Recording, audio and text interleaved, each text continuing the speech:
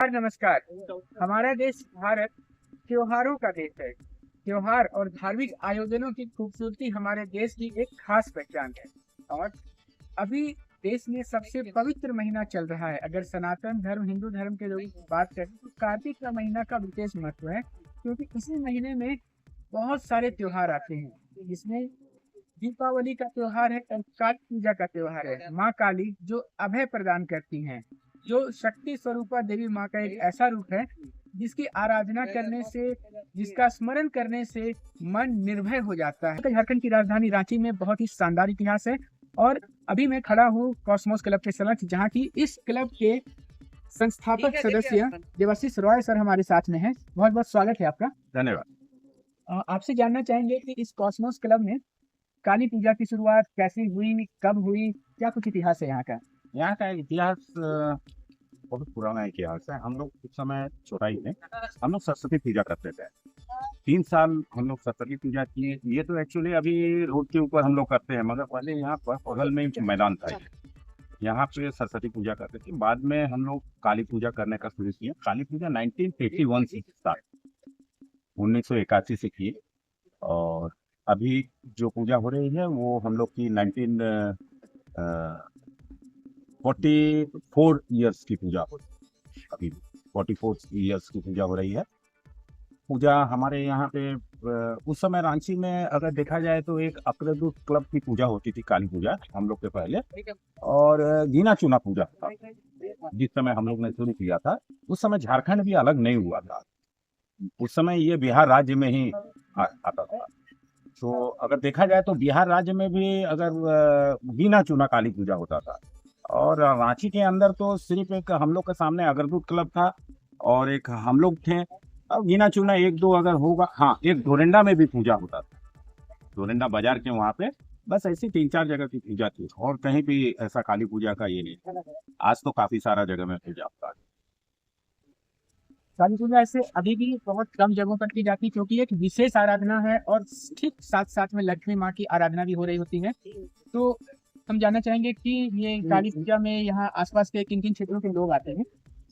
काली पूजा में हमारे यहाँ आप झुरवा सेक्टर से लोग आते हैं, टाटी सिल्वे के उधर से आते हैं। आप रातू चले जाइए, रातू के तरफ से लोग आते हैं, कांके के तरफ से लोग आते हैं, उरमांझी से तक लोग आते हैं यहाँ पे।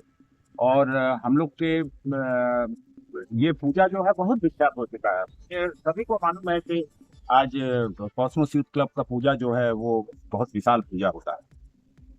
तो इसी तरीके से माता जी का आशीर्वाद है। और हम लोग का इस पूजा के दौरान जो है हम लोग 2 दिन का कार्यक्रम करते हैं।